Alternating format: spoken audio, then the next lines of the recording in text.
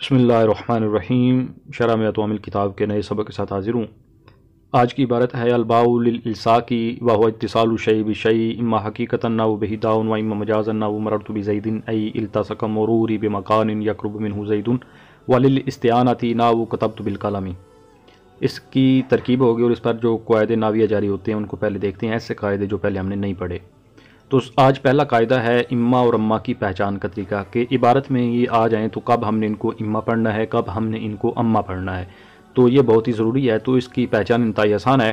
کہ اگر ان کے بعد آگے اما آئے یا او آ جائے تو وہاں پر اما پڑھا جائے گا، اور اگر ان کے بعد آگے فا آ جائے تو وہاں پر اما پڑھیں گے۔ تو اما جو ہوتا ہے یہ شرطیہ ہوتا ہے، اگر اس کو اما پڑھیں تو پھر شرطیہ ہوگا، اما پڑھے تو پھر اس کے آگے دو قسم ہوتی ہیں، تردیدیہ یا عاطفہ، اس کی پھر نیچے تفصیل آتی ہے۔ تو ان کی مثالیں دیکھ لیتے ہیں، جیسے ھذا العدد اما زوج او فرد۔ تو یہ ایک عبارت ہے منطق کی۔ تو یہاں پر دیکھیں ہم نے اما پڑھا، کیوں پڑھا؟ اس کی وجہ یہ ہے کہ آگے او آ گیا، او فرد، او آیا۔ تو ابھی ہم نے قاعدہ پڑھا کہ اگر آگے اما آئے یا او آ جائے تو وہاں پر پہلے جو ہے اس کو اما پڑھا جائے گا۔ اس کے بعد ایک اور مثال دیکھتے ہیں، اما الذین سعدوا ففی الجنۃ۔ تو یہاں پر ہم نے اما پڑھا، کیوں پڑھا؟ کہ آگے فا آ گئی، ففی، فا آئی، تو فا اگر ما بعد آئے تو پھر پہلے جو آتا ہے اس کو اما پڑھتے ہیں، اور اس وقت یہ شرطیہ ہوتا ہے۔ یہ اما اور اما کی آسان سی پہچان ہو گئی۔ اب اس کے بعد ہے کہ اگر اما تکرار کے ساتھ آئے، اما کبھی کبھی تکرار کے ساتھ آتا ہے، کبھی کبھی اکیلا آ جاتا ہے، اس کو پھر بھی اما ہی پڑھتے ہیں۔ جیسے بھی مثال ہم نے پڑھی کہ آگے اگر او آئے تو پھر پہلے اما ہی ہوگا، اور کبھی کبھی ایسے بھی ہوتا ہے پہلے اما ہے اس کے بعد بھی آگے اما آ جاتا ہے۔ تو اس کی بات ابھی ہونے لگی ہے کہ اگر اما تکرار کے ساتھ آئے، یعنی دو بار آئے، تو پہلے جو آتا ہے اس کو اما تردیدیہ کہتے ہیں، اور اس کے بعد جو آگے آیا ہے اس کو اما عاطفہ کہتے ہیں، اور اس اما جو عاطفہ ہے اس کے ساتھ ایک واو کا ہونا لازم ہوتا ہے۔ یہ اس کے لیے شرط ہے کہ اما جو دوسری مرتبہ اما آیا ہے اس کے ساتھ ایک واو کا ہونا شرط ہے، اور وہ واو جمہور کے نزدیک زائدہ ہوتی ہے۔ اور اس میں ایک اور پھر ہے کہ جو پہلا اما ہے جب تکرار کے ساتھ آئے تو جو پہلا اما ہے اس کے بعد والا جو کلمہ ہوگا وہ معطوف علیہ ہوگا، اور جو دوسرا اما ہے اس کے بعد والا جو کلمہ ہوگا وہ معطوف ہوگا۔ یعنی اس مقام پر معطوف اور معطوف علیہ کی پہچان انتہائی آسان ہے۔ اس کے بعد دوسرا قاعدہ ہے کہ اگر کوئی مصدر نہ تو ماقبل فعل کا ہم معنی ہو، نہ ہی اس کے لیے سبب واقع ہو رہا ہو، تو اکثر طور پر اسے تمیز بناتے ہیں۔ یعنی اگر مصدر ایک ہے، وہ پیچھے جو فعل ہے اس کا نہ تو وہ ہم معنی ہے، اگر ہم معنی ہو پھر تو اسے مفعول مطلق بنا لیں، تو نہ ہی اس کے لیے وہ سبب ہے، اگر سبب بنے پھر اس کو مفعول لاحق بنا لیں۔ یہ دونوں چیزیں نہیں ہیں تو پھر مصدر کو تمیز بناتے ہیں اکثر طور پر۔ اس کے بعد اگلا قاعدہ ہے کہ لفظ ناو کے بارے میں قاعدہ ہے کہ مثالیں دینے کے لیے ناو آتا ہے کتابوں میں، کہ لفظ ناو کے بعد اگر جملہ آئے یا فعل آئے یا حرف آ جائے تو لفظ ناو کے بعد وہ جو جملہ ہے یا فعل ہے یا حرف ہے اسے مراد اللفظ کہہ کر مضاف الیہ بناتے ہیں۔ ناو ہمیشہ مضاف ہی ہوتا ہے، تو اس کے بعد جو جملہ ہے یا فعل ہے یا حرف ہے اس کو مراد اللفظ کہہ کر مضاف الیہ بناتے ہیں۔ اس کی وجہ یہ ہوتی ہے کیونکہ یہ ناو ان کلمات میں سے ہے جو جملے کی طرف مضاف نہیں ہوتے۔ تو اگر بظاہر اس کے بعد جملہ نظر آ رہا ہو تو اس کو مراد اللفظ کہہ کر مفرد کی تعویل میں کر لیتے ہیں، گویا کہ جب مراد اللفظ کہہ دیا اس کو تو وہ مفرد ہو گیا۔ تو اب یہ جو مسئلہ ہے ناوی کہ نہ وہ جملے کی طرف مضاف نہیں ہوتا تو وہ درست ہو جائے گا۔ جب آپ نے اس کو مراد اللفظ کہہ دینا ہے تو پھر نہ وہ مفرد کی طرف مضاف ہوگا، تو مفرد کی طرف مضاف ہو تو پھر کوئی خرابی نہیں ہے۔ اس کے بعد اس میں پھر اس کی ترکیب کیسے ہوگی؟ تو اس میں دو تین اس کی ترکیبیں ہو سکتی ہیں، لیکن جو آسان ترکیب ہے، مشہور ترکیب ہے، وہ یہ ہے کہ لفظ ناو یا مثلو جہاں بھی آئیں ترکیب کے اندر ان کی ترکیب کرتے وقت ان کو مبتدا معذوف مثال ہو کی خبر بنانا درست ہوتا ہے۔ یعنی یہ مضاف ہیں، ان کا بعد جو مضاف الیہ ہے مضاف الیہ ملا کر اس کو خبر بنائیں اور ان کا مبتدا معذوف مثال ہو نکال لیں، تو پھر وہ مبتدا خبر جملہ اس میں خبریہ ہو جائے گا۔ اس کے بعد اگلا قاعدہ ہے کہ جار مجرور پہلے ہوں اور جار مجرور کے بعد اسم آئے خواہ وہ اسم نکرہ ہو یا اسم معرفہ ہو اور جار مجرور کا متعلق لفظوں میں موجود نہ ہو، تو اس صورت میں ترکیب اس طرح ہوگی کہ یہ جو جار مجرور ہیں ان کو ظرف مستقر کر کے خبر مقدم بنائیں گے، اور وہ جو بعد میں اسم آیا نکرہ ہے یا معرفہ ہے اس کو مبتدا مؤخر بناتے ہیں۔ جیسے سلام کے جواب میں جو کہا جاتا ہے وعلیکم السلام، تو وہاں پر دیکھیں علیکم جار مجرور پہلے آیا، اس کے بعد آگے السلام اس میں معرفہ آیا، تو وہاں پر بھی یہی ترکیب ہوگی۔ اسی طرح آج کی عبارت میں جو ترکیب ہوگی بہی داؤن کی، بہی جار مجرور پہلے ہے، اس کے بعد داؤن اس میں نکرہ ہے، تو یہاں پر بھی یہی خبر مقدم مبتدا مؤخر والی ترکیب ہوگی۔ آگے ای حرف تفسیر کے بارے میں قاعدہ ہے کہ ای حرف تفسیر کا ما قبل اور ما بعد اگر مفرد ہوں تو ما قبل کو مبدل منہ یا معطوف علیہ اور ما بعد کو بدل یا عطف بیان بنا سکتے ہیں، یعنی ای حرف تفسیر سے پہلے بھی مفرد ہو اس کے بعد بھی مفرد ہو تو آپ چاہیں تو اس کے ما قبل کو مبدل منہ بنائیں اور اس کے ما بعد کو بدل بنا لیں، چاہیں تو اس کے ما قبل کو معطوف علیہ بنائیں اور اس کے ما بعد کو اس کا عطف بیان بنا لیں، تو یہ دونوں طرح اس میں دو ترکیبیں ہو سکتی ہیں۔ اس کے بعد اگلا قاعدہ ہے حروف کے بارے میں کہ حروف جو ہوتے ہیں ان میں تذکیر و تانیث برابر ہوتی ہے، یعنی کہ یہ دونوں طرح مستعمل ہوتے ہیں، مذکر بھی مؤنث بھی، چاہیں تو آپ اس کے لیے صیغہ مذکر کا لے آئیں، چاہیں تو اس کے لیے صیغہ مؤنث کا لے آئیں۔ اب ہم ترکیب کرتے ہیں قواعد کے بعد، تو عبارت تھی آج کی الباء للالصاق کی، تو اس کی ترکیب کرتے ہیں۔ سب سے پہلے دیکھیں الباء آیا، تو یہ اب اسم ہے، فعل ہے یا حرف ہے، تو یہ اسم ہے، دلیل اس پر الف لام ہے، تو پھر یہ اسم معرفہ ہے، اس پر بھی دلیل الف لام ہے۔ اس کے بعد دیکھیں آگے آ گیا للالصاق یعنی جار مجرور آ گئے، تو پہلا اسم معرفہ ہو اس کے بعد جار مجرور آئیں تو قاعدہ ہم نے پڑھ لیا کہ وہ مبتدا خبر بنتے ہیں، یعنی کہ پہلا اسم معرفہ مبتدا بن جاتا ہے اور جار مجرور ظرف مستقر ہو کر خبر بنتے ہیں، تو وہ ترکیب یہاں پر ہو جائے گی۔ لیکن یہاں پر دیکھیں اب با کے معنی ہم پڑھنے لگے ہیں تو اس کے دو معنی یہاں پر آئے ہیں، ایک الصاق اور ایک استعانت، یعنی الباء للالصاق وللاستعانۃ، تو دو آئے، تو یہاں پر اب دو طرح ترکیب ہو سکتی ہے، چاہیں تو للالصاق کو معطوف علیہ بنائیں جار مجرور کو، اور جو بعد میں وللاستعانۃ آیا اس واو کو عاطفہ بنائیں اور للاستعانۃ جار مجرور کو معطوف بنا لیں، پھر یہ معطوف اور معطوف علیہ مل کر یہ متعلق ہو کر یعنی کہ ظرف مستقر ہو کر الباء مبتدا کی خبر ہو جائیں گے۔ تو اس طرح اگر ہم پہلے ترکیب کریں تو پھر کیا ہوگا کہ الباء مبتدا، لام جار استعانتی مجرور، جار مجرور مل کر معطوف علیہ، واو حرف عطف، لام جار استعانتی مجرور، جار مجرور مل کر معطوف علیہ اپنے معطوف سے مل کر متعلق ہو جائیں گے ثابتن یا ثابتتن۔ اس طرح کیوں؟ اس کی وجہ یہ ہے کہ حروف جو ہوتے ہیں ان میں تذکیر و تانیث دونوں کا اعتبار کیا جا سکتا ہے، تو اس لیے چاہیں تو ثابتن نکال لیں چاہے تو ثابتتن نکال لیں، تو ثابتن ہم نکال لیتے ہیں، چلو ثابتن صیغہ صفت، اس میں ہوا ضمیر اس کا فاعل راجب سوء مقتدا، صیغہ صفت اپنے فاعل اور ظرف مستقر سے مل کر شبہ جملہ اسمیہ ہو کر الباء مبتدا کی خبر، مبتدا خبر جملہ اسمیہ خبریہ ہو جائے گا۔ اس میں دوسری ترکیب اس طرح ہو جائے گی کہ وہ جو للاستعانت ہے اس کے شروع میں الباء مبتدا نکال لیں تو اس کے بعد کر لیں، تو برل ایک ترکیب ہم نے اس کی کر دی۔ اس کے بعد اب آگے ہے وا آ گئی، تو واو جو نئے جملہ شروع میں آئے اس کو استنافیہ کہتے ہیں، تو یہ واو استنافیہ ہو گئی۔ اس کے بعد ہے ہوا اتصال الشیء بالشیء اما حقیقتا ناو بہ داؤن و اما مجازا ناو مررت بزید، یعنی آگے عبارت ہے۔ تو اس میں ترکیب کتنی ہوگی؟ وہ یہ ہوگی کہ وہوا اتصال الشیء بالشیء اما حقیقتا و اما مجازا۔ تو یہاں پر اب دیکھیں، ابھی قاعدہ دیکھ لیتے ہیں عبارت پڑھنے کے لیے کہ ہم نے قاعدہ اما اور اما کے بارے میں جو پڑھا تو اس میں یہ تھا کہ اگر تکرار کے ساتھ آئے، یعنی کہ اما کے بعد آگے پھر او آئے یا اما آئے، تو وہاں پر پہلے جو ہے اس کو اما پڑھتے ہیں، تو یہاں پر کیونکہ آگے پھر اما آ گیا ہے تو اس لیے ہم نے اس کو اما پڑھا، اما نہیں پڑھا،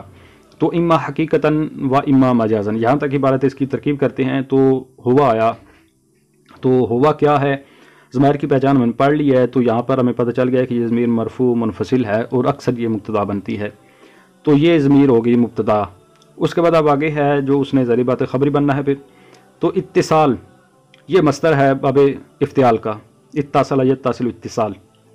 مصدر آ گیا، مصدر کے بعد اب مصدر ہے اسم ہے، مصدر اسم ہی ہوتا ہے، اور اس کے بعد یہ نکرہ بھی ہے کہ معرفہ کی کوئی علامت نہیں ہے اس میں۔ اس کے بعد اب آگے ہے الشیء، تو یہ اس میں معرفہ ہے، دو اسم اکٹھے ہیں، پہلا نکرہ دوسرا معرفہ، تو مضاف مضاف الیہ بنتے ہیں۔ اسی کے تحت اتصال مصدر مضاف، الشیء اس کا مضاف الیہ ہو گیا۔ اس کے بعد آگے ہے بالشیء، با جار الشیء مجرور، جار مجرور آگے، اور جار مجرور ہمیشہ کسی کے متعلق ہوتے ہیں، تو ان کا جو متعلق ہے وہ ہم نے چیزیں پڑھ لی ہیں، اس میں فعل شبہ فعل یا مصدر وغیرہ آتا ہے، تو یہاں پر پیچھے مصدر آ گیا، تو اب اس جار مجرور کو ہم مصدر کے متعلق کر دیں گے، یعنی یہ ظرف لغو ہو گیا۔ اب اس کے بعد اب آگے دیکھیں، آگے ہے اما حقیقتاً و اما مجازاً۔ اما دو بار آیا تو ہمیں پتہ چل گیا کہ پہلا اما تردیدیہ ہے، دوسرا اما عاطفہ ہے۔ تو اب اس کے بعد جو اما، پہلے اما کے بعد جو کلمہ ہوگا وہ کیا ہوگا؟ معطوف علیہ ہوگا، اور دوسرے اما کے بعد جو ہوگا وہ معطوف ہوگا۔ تو اما تردیدیہ، حقیقتاً معطوف علیہ، واو زائدہ، اما عاطفہ، یعنی یہ سارے ہم نے قاعدے پڑھے ہوئے ہیں، اس کے تحت ترکیب ہو رہی ہے۔ واو زائدہ، اما عاطفہ، مجازاً معطوف، معطوف معطوف علیہ مل کر اب ہم نے اس کو کیا بنانا ہے، تو یہ قاعدہ کے مطابق دیکھتے ہیں۔ قاعدہ ہم نے یہ پڑھا تھا، حقیقتاً بھی یہ مصدر ہے اور مجازاً یعنی یہ مصدر ہیں، تو قاعدہ ہم نے یہ پڑھا تھا کہ اگر کوئی مصدر آئے اور وہ پیچھے فعل کا ہم معنی نہ ہو، تو یہاں پر جو پیچھے فعل آیا، فعل تو کوئی نہیں، اتصال مصدر ہی ہے، تو اس کے یہ ہم معنی نہیں ہے۔ اس کے بعد دوسری بات یہ تھی کہ اس کے لیے سبب واقع نہ ہو رہا ہو، تو سبب بھی نہیں ہے یہ، تو پھر کیا بناتے ہیں اس کو؟ اکثر طور پر تمیز بناتے ہیں، تو اسی قاعدہ کے تحت ہم اس کو تمیز بنا لیں گے۔ تو معطوف علیہ، اپنے معطوف سے مل کر یہ تمیز۔ اب پھر ہے کہ اس کا ممیز کون سا ہوگا، تو یہاں پر کوئی ممیز نہیں ہے، بلکہ تمیز کبھی کبھی نسبت سے بھی ہوتی ہے، یعنی تمیز کبھی کبھی نسبت میں جو ابہام ہوتا ہے اس کو دور کرتی ہے۔ جملے کے درمیان ایک نسبت ہوتی ہے، اس نسبت میں اگر ابہام ہو تو اس کو دور کرنے کے لیے بھی کبھی تمیز آ جاتی ہے، تو یہ یہاں پر بھی جو تمیز آئی ہے یہ نسبت سے ابہام کو دور کر رہی ہے۔ تو ترکیب پھر اس طرح ہو جائے گی کہ اتصال مصدر مضاف، اپنے مضاف الیہ اور جار مجرور، اور یہ جو نسبت سے تمیز ہے اس سے مل کر یہ خبر، مبتدا اپنی خبر سے مل کر جملہ اسمیہ خبریہ ہوگا۔ آگے اس کے بعد یہ جو درمیان میں اس کی مثالیں دی تھیں ان کی ترکیب الگ ہوگی۔ ناو بہی داؤن، یہ اب جملہ ہے، اس کی ہم ترکیب کرتے ہیں۔ تو ناو کے بارے میں ہم نے قاعدہ پڑھا تھا کہ ناو جہاں بھی آئے گا اس کے بعد اگر جملہ ہے تو اس کو مراد اللفظ کہہ کر مفرد بنانا ہوتا ہے۔ تو یہاں پر بہی داؤن یہ جملہ ہے تو اس کو ہم کیا کہیں گے؟ مراد اللفظ مضاف الیہ۔ ناو خود پھر کیا ہوگا؟ مضاف ہوگا، تو جب یہ مضاف ہے تو اس پر پھر تنوین بھی نہیں آئے گی، کیونکہ مضاف پر تنوین نہیں آتی۔ تو ناو مضاف، بہی داؤن یہ مراد اللفظ مضاف الیہ۔ اور اس کے بعد ایک اور بھی ہم نے پڑھا تھا کہ جہاں بھی ناو یا مثلو آئے تو ان کی ترکیب کرتے وقت ان کو مبتدا معذوف کی خبر بنانا درست ہوتا ہے، تو اس کو ہم جب خبر بنائیں گے تو اس وجہ سے ہم نے اس پر رفع پڑھا، ناو پڑھا۔ تو ناو مضاف اپنے مضاف الیہ سے مل کر یہ خبر ہوگی مبتدا معذوف مثال ہو کی۔ مثال مضاف، حاضمیر مضاف الیہ، مضاف الیہ مل کر یہ مبتدا، اور یہ خبر مبتدا خبر جملہ اسمیہ خبریہ ہو گیا، ترجمہ بعد میں کرتے ہیں۔ اس کے بعد آگے تھا اما مجازن کی جو مثال ہے، اما مجازن کی ترکیب تو پیچھے ہو گئی۔ اس کے بعد آگے عبارت تھی ناو مررت بزید ای التصق مروری بمکان یقرب منہ زید، یہاں تک۔ تو ناو پھر آیا، اس کے بارے میں وہی قاعدہ کہ ناو کے بعد جو ہوگا اس اگر جملہ ہے تو اس کو مراد اللفظ کہہ کر مفرد بنا کر اس کو پھر مضاف الیہ بناتے ہیں، کیونکہ ناو جملے کے مضاف نہیں ہوتا۔ تو ناو مضاف ہو گیا، اس کو ہم نے مرفوع پڑھا کیونکہ ہم نے اس کو خبر بنانا ہے مبتدا معذوف کی، تو ناو پڑھا ہم نے۔ ناو مضاف، مررت بزید مراد اللفظ مضاف الیہ ہوگا۔ لیکن اب آگے دیکھیں آگے کیا ہے، آگے ای حرف تفسیر آ گیا۔ تو ای حرف تفسیر کے بارے میں ہم نے قاعدہ پڑھا تھا کہ ای حرف تفسیر سے پہلے مفرد ہو اور اس کے بعد بھی مفرد ہو تو وہاں پر مبدل منہ بدل والی ترکیب ہوتی ہے۔ تو جب ہم نے مررت بزید کو مراد اللفظ کہا تو یہ مفرد ہو گیا، ہماری یہاں پر مراد اللفظ کہنے کی مجبوری ہے کیونکہ پھر خرابی لازم آتی ہے کہ ناو جملے کی طرف مضاف ہوگا، اس لیے ہم نے اس خرابی سے بچنے کے لیے جو بعد میں مررت بزید یہ ایک جملہ ہے اس کو ہم نے کہا مراد اللفظ، تو یہ مفرد ہو گیا۔ تو جب یہ مفرد ہو گیا تو گویا کہ ای سے پہلے مفرد آ گیا، اب ای کے بعد جو ہے اس کو بھی اگر ہم مفرد بنا لیں تو ہمارا وہ قاعدہ جاری ہو سکتا ہے۔ تو جس طرح ہم نے ای کے پہلے کو مفرد بنایا اسی طرح ہی ہم ای کے بعد والے کو بھی مفرد بناتے ہیں۔ تو مررت بزید مراد اللفظ یہ کیا ہو جائے گا؟ مفرد، اور ای کے بعد جو ہے التصق مروری بمکان یقرب منہ زید، اس سارے کو بھی کہیں مراد اللفظ، یہ بھی مفرد ہو گیا۔ تو اب جب مفرد مفرد ہو گئے تو قاعدہ جاری ہو جائے گا کہ مررت بزید مراد لفظ مبدل منہ ای حرف تفسیر التصق مروری بمکان یقرب منہ زید مراد اللفظ بدل مبدل منہ اپنے بدل سے مل کر یہ اب ہو جائے گا نحو کا مضاف الیہ نحو مضاف اپنے مضاف الیہ سے مل کر یہ خبر ہو گئی مبتدا معذوف مثال ہو کی مثال مضاف حاضر مضاف الیہ مضاف الیہ مل کر مبتدا اور یہ خبر جملہ اسمی خبریہ ہو گیا۔ اب ہم نے یہ ترکیب کر لی، اس کے بعد یہ جو مثالیں ہیں ان کی تفصیلی ترکیب کر لیتے ہیں۔ پہلے تھی بہی داؤن، بہی داؤن کی ترکیب کرنے لگے ہیں تو با جا رہا ہے حاضمیر جو اس کے ساتھ آئی ضمیر مجرور متصل ہے، کیونکہ رفع جارہ کے ساتھ جو ضمیر ہوتی ہے وہ ضمیر مجرور متصل ہوتی ہے، تو جار مجرور آگے ان کا متعلق لفظ میں موجود نہیں ہے۔ اس کے بعد آگے داؤن آ گیا جو کہ اس میں نکرہ ہے، تو قاعدہ ہم نے پڑھا تھا کہ جار مجرور پہلے ہوں ان کے بعد اس میں معرفہ آئے یا اس میں نکرہ آئے اور جار مجرور کا متعلق لفظ میں موجود نہ ہو تو وہاں پر جار مجرور کو خبر مقدم اور مباح جو ہے اس کو مبتدا مؤخر بناتے ہیں۔ تو اسی قاعدہ کے تحت بہی یہ جار مجرور متعلق ہو جائیں گے ثابت ان کے، ثابت ان صیغہ صفت اس میں ہوا ضمیر فاعل وہ اپنے مبتدا مؤخر کی طرف لوٹے گی ضمیر، شبہ جملہ اسمی ہو کر یہ خبر مقدم داؤن اس میں نکرہ ہے یہ جو ہے مبتدا مؤخر اور خبر مقدم مبتدا مؤخر جملہ اسمی خبریہ ہو گیا۔ اس کے بعد آگے جو دوسری مثال تھی اس کی ترکیب الگ سے کرتے ہیں، تو کیا تھا مررت بزید، مررت فعل تاضمیر اسم فاعل، یہ صیغہ کون سا ہے؟ صیغہ ہے متکلم کا ماضی کا۔ جو صیغہ ماضی کے ہیں ان میں دو جو صیغے ہیں صیغہ واحد مذکر غائب اور واحد مؤنث غائب، ان کا فاعل اندر بھی ہو سکتا ہے باہر بھی ہو سکتا ہے، تو ان میں فاعل کی تلاش کی ضرورت پڑتی ہے، لیکن جو اس کے باقی کے جو 12 صیغے ہیں ان کا فاعل تو ان کے ساتھ ہوتا ہے ضمیر بارز کی صورت میں، جو کہ بالکل انتہائی آسان ہے ان کی پہچان۔ تو یہاں پر دیکھیں مررت یہ واحد متکلم کا صیغہ ہے تو اس کا فاعل بھی اس کے ساتھ ہوتا ہے، تاضمیر بارز اس کا فاعل ہے،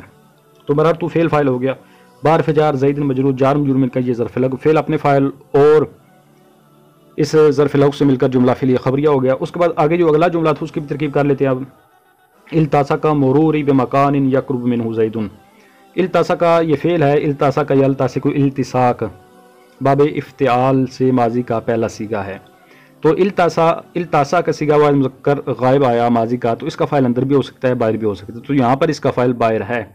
التصا کا فعل ہو گیا، آگے مروری یہ اس کا فاعل ہے، لیکن فاعل تو مرفوع ہوتا ہے تو یہاں پر ہمیں بظاہر جو را ہے اس کا جس پر اعراب آنا تھا وہ مجرور یعنی کہ اس پر زیر نظر آ رہی ہے، تو یہ ایسا کیوں ہے؟ تو اس کے بعد یہ ہے کہ یہ جو ناومیر کے اندر 16 قسمیں ہیں ان میں یہ وہ صورت ہے جو کہ غیر جمع مذکر سالم مضاف بیائے متکلم، جیسے وہاں پر مثال ہے غلامی جا غلامی، تو وہاں یہاں پہ وہی صورت ہے یا کی وجہ سے متعذر تھا کہ اس پر پیش آتی تو اس وجہ سے کسرہ آ گیا، تو مروری یہ مضاف مضاف الیہ مل کر یہ اس کا فاعل ہو گئے۔ اس کے بعد با جارہ مکان، یہ با جارہ ہے تو اس کے بعد جو آئے گا وہ ظاہری بات ہے اس نے اسم ہونا ہے، یہ با اس پر دلیل ہے، تو اسم ہے پھر نکرہ ہے یا معرفہ ہے، تو یہ اس میں نکرہ ہے کیوں اس پر تنوین آ گئی، اور یہ یا دوسرے لفظوں میں کہہ لیں کہ معرفہ کی جو 7 اقسام ہیں ان میں سے کوئی بھی یہ قسم نہیں ہے اس کے اندر، تو یہ نکرہ ہوا۔ تو جب یہ نکرہ ہے اس کے بعد دیکھیں اب آگے کیا آ گیا ہے یقرب، یہ فعل ہے، تو اس میں نکرہ کے بعد فعل آ جائے تو ظاہری بات ہے اس نے جملہ بننا ہے، تو اس میں نکرہ کے بعد آگے جملہ آ جائے تو اس میں نکرہ کو موصوف بناتے ہیں اور جملہ کو اس کی صفت بناتے ہیں، پیچھے قاعدہ یہ گزرا تھا حروف تجر الاسم اسما میں، تو یہاں پر مکان موصوف ہو جائے گا، یقرب یہ فعل ہے، منہ یہ من جارہ ہے، حاضمیر مجرور جار مجرور مل کر یہ اس کے متعلق ہو گیا، زید اس کا فاعل ہے،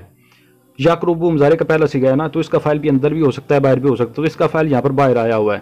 یقرب فعل منہ جار مجرور مل کر اس کے متعلق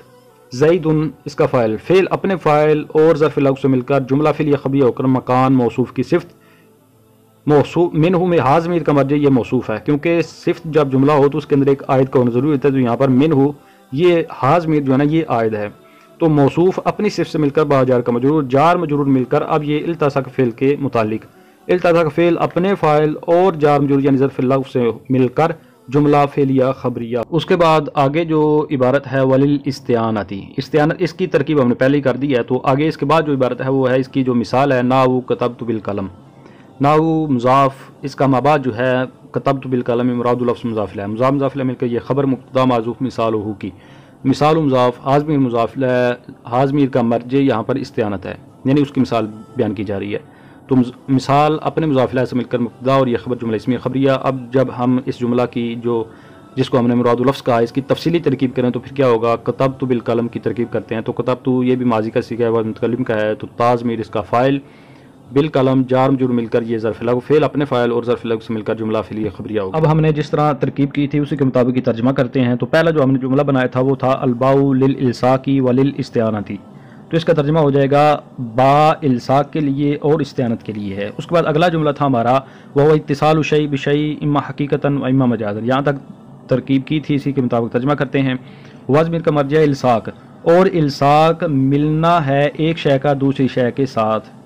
حقیقتاً ملنا یا مجازاً ملنا۔ اس کے بعد ترکیب کی تھی ہم نے نحو بہداؤن کی، تو اس کو ہم نے جملہ اس طرح بنایا تھا مثال ہو نحو بہداؤن، یہ ہم نے ایک ترکیب کی تھی، اسی کے مطابق ترجمہ کرتے ہیں۔ مثال ہو حاضمیر کا مرجع حقیقتاً، حقیقتاً کو اس کی جگہ پر رکھیں تو کیا ترجمہ بنے گا؟ حقیقتاً ملنے کی مثال بہداؤن کی مثل میں ہے۔ اس کے بعد اگلی جو ہم نے ترکیب کی تھی وہ تھی نحو مررت بزید، اس سے پہلے مثال ہو نکال کر، تو اس کا ترجمہ کریں۔ حاضمیر کا مرجع یہاں پر ہے مجازاً، تو ترجمہ ہو جائے گا مجازاً ملنے کی مثال مررت بزید یعنی التصق مروری بمکان یقرب منہ زید کی مثل میں ہے۔ یہاں تک ہو گیا۔ اب یہ جو درمیان میں الگ الگ جملے تھے ان کی ترکیب کر لیتے ہیں، وہ ترجمہ کر لیتے ہیں۔ بہداؤن کا ترجمہ ہے اس کے ساتھ بیماری ہے۔ اس کے بعد ہے مررت بزید، میں زید کے پاس سے گزرا، ای یعنی التصق مروری بمکان یقرب منہ زید، یعنی میرا گزرنا ملا ہوا ہے ایسی جگہ کے ساتھ جس جگہ سے زید قریب ہے۔ اس کے بعد آخر میں تھا کتبت بالقلم، نحو کتبت بالقلم، اس کی جو ہم نے پہلی ترکیب کی تھی وہ تھا مثال ہو نحو کتبت بالقلم، اس کی ترجمہ اس طرح ہو جائے گا مثال ہو حاضمیر کا مرجع استعانت ہے، تو وہ با جو استعانت کے لیے ہے اس کی مثال کتبت بالقلم کی مثل میں ہے۔ اس کے بعد الگ سے کریں ترجمہ تو وہ ہوگا کتبت بالقلم، میں نے قلم کی مدد سے لکھا۔ اس کے بعد مزید جو مسائل ہیں وہ دیکھتے ہیں۔ تو پہلی جو نو ہم نے شروع کی تھی یہ حروف جارہ کے بیان میں تھا، تو حروف جارہ 17 ہیں، ان میں آج ہم نے جو شروع کی ہے وہ با جو حرف جار ہے اس کی تفصیل ہم نے شروع کی۔ تو با جو حرف جار ہے یہ اس کے 10 معنی ہیں، یعنی یہ 10 چیزوں کے لیے آتی ہے۔ تو جو 2 معنی ہیں وہ آج ہم نے پڑھے ہیں، با الصاق کے لیے آتی ہے اور با استعانت کے لیے آتی ہے۔ تو با کے یہ جو 2 معنی ہیں الصاق اور استعانت یہ زیادہ استعمال ہیں، اکثر طور پر یہی آتے ہیں، تو اسی وجہ سے مصنف صاحب نے ان کو مقدم کیا، اور اس کے جو باقی معنی ہیں وہ کم آتے ہیں، اسی وجہ سے ان کو مؤخر رکھا، اور وہ کم آتے ہیں اس کی دلیل انشاءاللہ اگلے سبق میں آ جائے گی، کیونکہ ان کے شروع میں مصنف صاحب نے قد یکون یعنی حرف قد لے کر آئے۔ قد جب مضارع پر آئے تو اس میں اکثر طور پر اس کا جو معنی ہوتا ہے وہ تقلیل ہوتا ہے، تحقیق مع تقلیل۔ تو جو سب سے پہلا ذکر کیا یہاں پر الصاق، الصاق کا معنی ہوتا ہے ایک شے کا دوسری شے کے ساتھ ملنا۔ تو وہ ملنا جو ہے وہ 2 طرح کا پھر ہوتا ہے، حقیقتاً ملنا، حقیقتاً ملنا یہ ہے کہ وہ ایک شے دوسری شے کے بالکل ساتھ لگی، اس کے اندر چلی گئی، جیسے بہداؤن کہ اس کے ساتھ بیماری ہے، یعنی وہ بیماری اب کسی کو لگے تو اس کے جسم میں اندر ہوتی ہے، تو یہ اس کے گویا کہ حقیقی ملنا ہوا۔ تو پھر ایک ملنا ہوتا ہے مجازاً کہ کسی کے پاس سے گزر جانا، جس طرح ادھر انہوں نے مثال دی ہے کہ مررت بزید، میں زید کے پاس سے گزرا، مطلب کیا یہاں پر گزرنے کا کہ یعنی میں ایسی جگہ کے پاس سے گزرا جو کہ زید کے قریب تھی۔ یہاں پر یہ مراد نہیں ہے کہ وہ زید سے ٹکرا کر گزرا یا زید کے اندر سے گزرا، بلکہ ایسی جگہ سے گزرا جو کہ زید کے قریب تھی، تو یہ بھی ملنا ہے لیکن یہ مجازاً ملنا ہے۔ اس کے بعد جو اگلا معنی بیان ہوا وہ تھا استعانت کے لیے بات ہے۔ استعانت کا معنی ہوتا ہے مدد حاصل کرنا، تو اس کا مطلب یہاں پر یہ بنتا ہے کہ با یعنی کہ یہ بتاتی ہے کہ میرے جو متعلق ہے اس کے فاعل نے صدور فعل میں اس با کے مابعد سے مدد مانگی ہے، یعنی کہ با کا جو مابعد ہوتا ہے اس نے جو با کا جو عامل ہے اس کا جو آگے ایک معمول ہوگا، اس معمول نے اس فعل کو صادر کرنے میں با کے مابعد سے مدد مانگی ہوتی ہے۔ جیسے مثال آج ہم نے جو پڑھی وہ تھا کتبت بالقلم، میں نے کتابت کی، یعنی میں نے لکھا قلم کی مدد کے ساتھ۔ تو فعل کا معمول یہاں پر کون ہے؟ فاعل جو ہے متکلم، میں، وہ اس میں فاعل ہے، تو اس نے فعل کو صادر کرنے میں مدد چاہی، کس سے چاہی؟ با کے مابعد سے۔ با کا مابعد قلم ہے تو قلم کی مدد سے لکھا گیا، تو اس استعانت کی با کا یہ مطلب ہوتا ہے کہ یعنی اس کی تقدیر بعد پھر یعنی کہ اس کی تفسیر اگر کریں تو وہ اس طرح ہو جائے گی کہ استعنت فی الکتابت بالقلم، یعنی میں نے کتابت میں مدد مانگی قلم سے۔ اس کے ساتھ ہی آج کے سبق کا اختتام ہوا، تو انشاءاللہ نئے سبق کے ساتھ حاضر ہوتا ہوں، تب تک لیے اجازت، السلام علیکم ورحمۃ اللہ وبرکاتہ۔